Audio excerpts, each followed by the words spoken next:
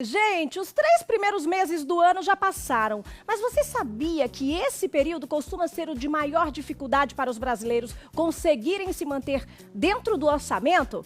Pois é, segundo o levantamento da Fintech, Olivia mostrou que o número de pessoas que pediram empréstimo no primeiro trimestre de 2020 foi 188% superior à média de todo o restante do ano anterior.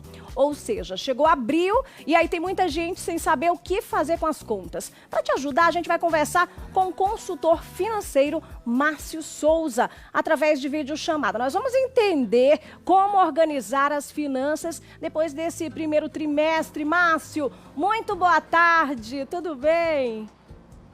Tudo bem, Jaqueline, boa tarde. Que prazer estar conversando contigo, falando com todos da TV Atalaia. Olha, nós que agradecemos. Primeiro, eu queria que você falasse, né, pra gente, por que esse período aí, ele traz tantas dívidas pro brasileiro, hein? Pois é, Jaqueline, a gente tem todos os anos esse ciclo se repetindo. Os meses de janeiro, fevereiro e março costumam trazer gastos excepcionais. A gente tem ali os impostos de início de ano, as matrículas escolares, material escolar, as dívidas que restaram ali das festas de final de ano. E apesar disso acontecer todos os anos, as pessoas insistem em não se planejar, a não se programar. E essas dívidas acabam se acumulando todas nesse primeiro trimestre. E aí fica difícil, somente com a renda do mês, cobrir as despesas que acabaram se acumulando. Sim, é importante, né, a gente ficar atento a esse período, porque a proporção das famílias que utilizam, inclusive, cartão de crédito como principal tipo de dívida, alcançou 81,8% do total de famílias que recebem até 10 salários mínimos. E aí o cartão de crédito, ele acaba sendo um inimigo da organização financeira? Pois é. Para quem sabe utilizar o cartão de crédito, ele é uma ótima ferramenta que pode, inclusive, te gerar benefícios e te fazer ganhar dinheiro. Mas para quem não sabe utilizar, assim como qualquer outra ferramenta, se você não tem domínio sobre ela, ela pode se transformar em algo ruim. E assim é o cartão de crédito nas finanças. Se eu não tenho um planejamento financeiro, se eu não sei controlar os meus impulsos, acabo gastando pela emoção, o cartão de crédito, ele aumenta a sua capacidade de crédito. Ele não te dá mais dinheiro. Mas nessa facilidade de você chegar, passa o cartão e paga na próxima fatura, ou paga de forma parcelada por até 10, 12, às vezes até mais meses, as pessoas, nesse descontrole, utilizam essa ferramenta de modo errado. E aí, Jaqueline, os malefícios são inúmeros. Mas o principal é, você vai ficar com as suas contas em atraso, você vai ter o seu nome sujo, incluso lá nas restrições, né, no Serasa, no SPC, que todo mundo, muita gente já conhece. E infelizmente essa ferramenta que pode ser muito boa, acaba sendo ruim. O problema não está na ferramenta, o problema está na falta de planejamento, na falta de controle das pessoas. Perfeito, isso é muito importante, né? Não é que o cartão de crédito seja o vilão, é a forma que você utiliza, que muitas vezes é inadequada ao momento ou à situação, né? Então fica a dica aí. Exatamente. Gente, falando em dicas, nós temos algumas separadas aí pelo consultor financeiro e eu queria que você já começasse com essa dica. Presta atenção, gente. Pense antes. Como organizar essas finanças pensando antes? Como eu falei, a gente tende a agir por impulso. Gasta no calor da emoção. Mas se você parar por alguns segundos, naquela hora que bateu aquela vontade enorme de comprar o produto na promoção, e você por alguns segundos para e pensa, será que eu realmente preciso? Eu preciso agora? Esse preço realmente é muito bom? E o principal, eu tenho condições financeiras de comprar, de adquirir esse produto? Será que eu posso comprar à vista ou vou ter que comprar parcelado? E qual vai ser o impacto dessa compra no meu planejamento para esse mês e para os próximos? Eu duvido, Jaqueline, quem fizer este momento de reflexão acabar tomando decisões erradas. Porque se a gente parar para pensar, nem tudo que a gente deseja, a gente realmente precisa. E principalmente quando envolve dinheiro, a gente tem que tomar mais cuidado. Isso é verdade, viu? Ó, primeira dica, como é que a gente pode organizar as finanças? Pense antes. Agora, segunda dica, anota aí. Anote mesmo, anote tudo, né? Essa é a segunda dica. Exato, Jaque. A gente tem que anotar todas as nossas entradas e as nossas saídas.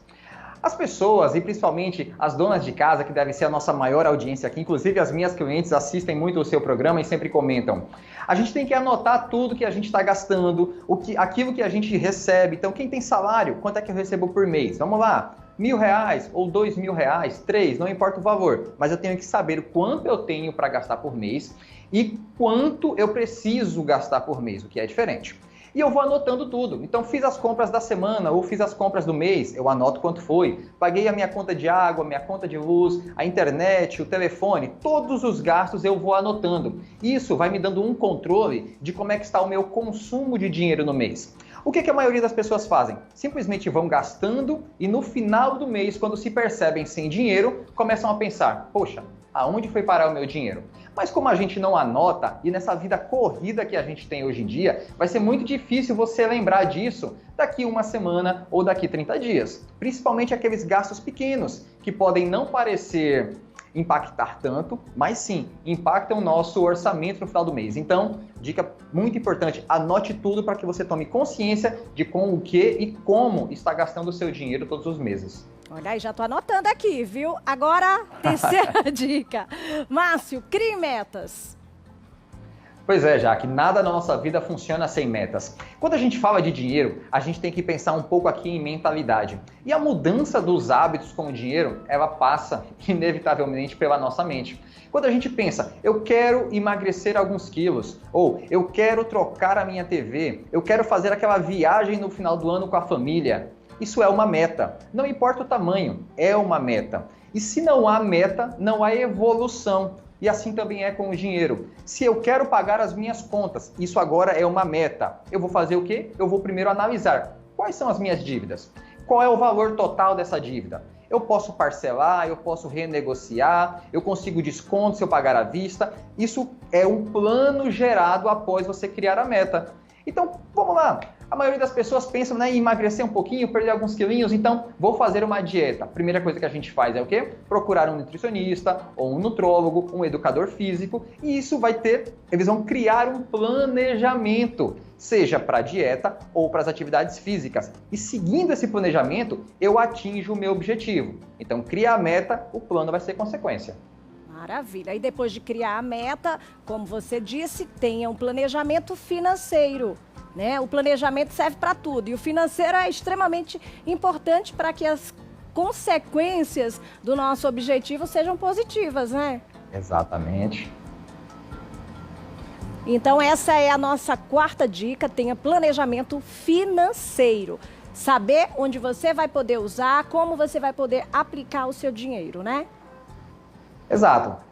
Quem está escutando a gente, se colocar em prática as dicas anteriores, automaticamente vai ter um planejamento financeiro. Mas é claro que você pode utilizar algumas ferramentas, uma planilha de Excel, um aplicativo no celular. Hoje em dia no celular a gente tem aí ótimas ferramentas para ajudar nesse controle financeiro, no planejamento. Por quê? A gente precisa definir metas, a gente precisa anotar tudo, a gente tem que pensar antes. E o planejamento financeiro vai te entregar isso de uma forma muito organizada. No planejamento financeiro, eu tenho as minhas rendas e as minhas despesas. E principalmente a longo prazo, eu consigo planejar para os próximos meses, para o próximo ano completo e até para mais do que isso. Então essa visão, já que um pouco mais a longo prazo, vai me deixando entender se os efeitos causados por cada atitude minha de hoje vão impactar por quantos meses? Pelos próximos 3, pelos próximos 6, pelos próximos 12? Então, planejamento financeiro, ele é a ferramenta essencial para qualquer pessoa que quer ter aí uma educação, uma gestão financeira mais organizada, um pouco mais de tranquilidade nas contas, né? Maravilha!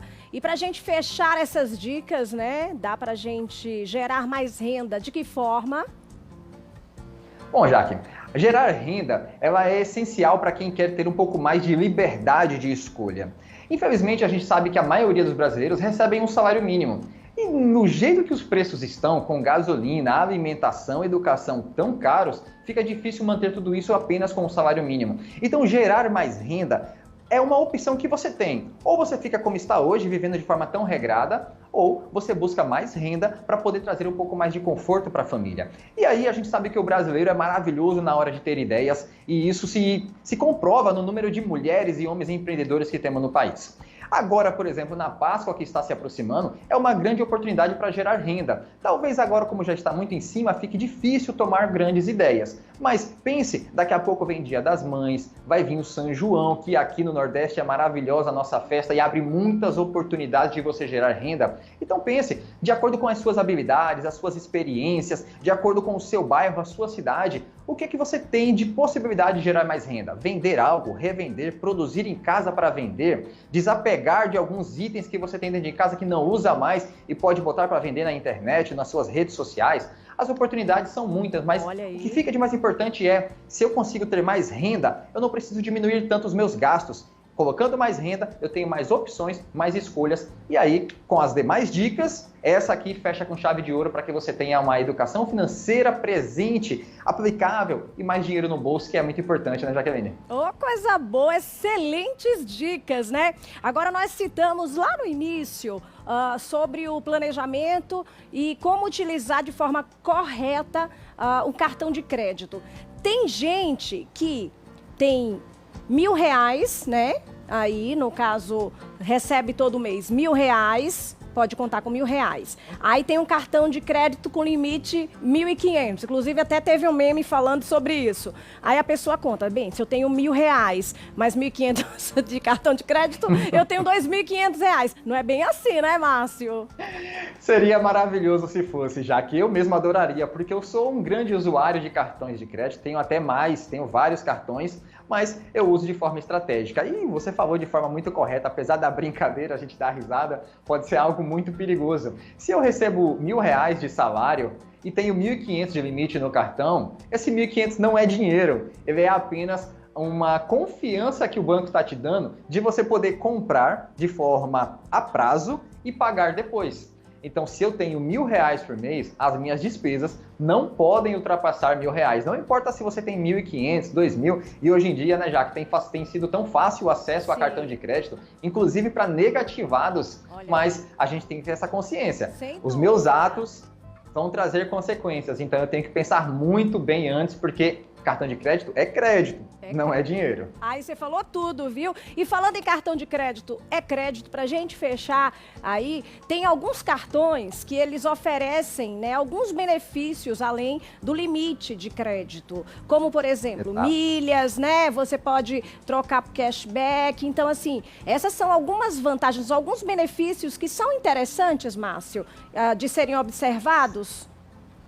São maravilhosas e, como eu falei, eu sou usuário de cartões e eu tenho grandes benefícios com isso. E aí muitas pessoas podem nesse momento ficar assim, mas deve ser só para quem gasta muito ou só para quem já tem muito dinheiro. Não é. Felizmente, a concorrência entre os bancos e as fintechs tem trazido mais oportunidades para nós consumidores. Então hoje, já que a gente consegue acessar cartões de créditos gratuitos, sem anuidade, sem tarifas, que nos dão cashback, como você colocou muito bem, que é quando você compra um produto e uma parte desse dinheiro volta para você em dinheiro, ou em desconto na fatura, ou em possibilidade de trocar por produtos. Tem os cartões que dão pontos, que você pode utilizar esses pontos para trocar por produtos no site do seu banco, ou as milhas, que você também pode vender, utilizar para trocar por produtos ou para realizar aquela tão sonhada viagem, trocando essas milhas por uma passagem aérea, por uma hospedagem em um hotel. E isso não é tão complicado. Talvez você já esteja recebendo pontos e milhas no seu cartão de crédito, mas ainda não leu sobre e está perdendo muitas oportunidades de fazer dinheiro com o seu cartão. A situação se inverteu. Antigamente a gente gastava para ter um cartão. Hoje a gente ganha por utilizar de forma consciente e controlada o nosso cartão de crédito. Olha aí, excelentes dicas, viu? Márcio Souza, consultor financeiro, muitíssimo obrigada, tá? Em nome de todos aqui do programa Você em Dia, dicas preciosas para que a gente possa ter uma organização daqui para frente, viu? Agora, pessoal, depois de todo o alerta também, muito cuidado, tá? Então só falta seguir as dicas, se organizar para não passar sufoco neste 2022. Obrigada, uma ótima tarde, Márcio.